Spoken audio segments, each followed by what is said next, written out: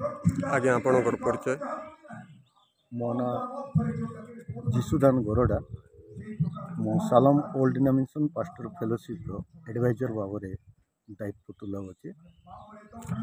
आज जो प्रोग्रामटा चलছে आज्ञा एटा कोन से विषय टिके किछ कहबे कि यहाँ आमर ओल्डिवाइड कोरापुट डिस्ट्रिक्ट को नहीं एक नेतृत्व सम्मिलन चली आई सम्मिलन आमर कोटपाड़ ब्लॉक रो 17टा पंचायत आमर नवरंगपुर कोरापुट मालकानगिरी गजपति आउ कि आज्ञा भुवनेश्वर आसी आर आमर एक उद्देश्य रही भाई माने मिलन रे एकत्र बास करवा केमंत उत्तम और मनोहर अर्थात आमर उद्देश्य होइछि एकतारे चलवा।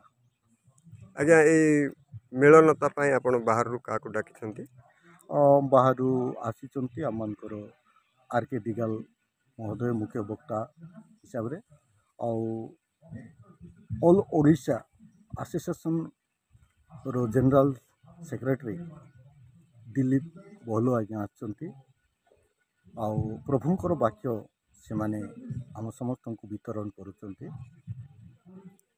एटा करबा द्वारा आपनकर कोन लाभ हो आज्ञा आमे लाभ आमर कौन हेबो आउ सेटा होची सबुटु बड़ लाभ सेटा होची एक एकता आउ एकता विषय रे जेंति भारत एक धर्मनिरपेक्ष राष्ट्र और आज बाबा साहेब डॉक्टर अम्बेडकर जयंती मत तो आमे एकता विषय को नहीं आमाने सम्मेलन को रखीचे।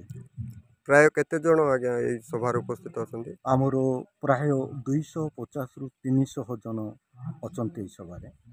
ठीक है।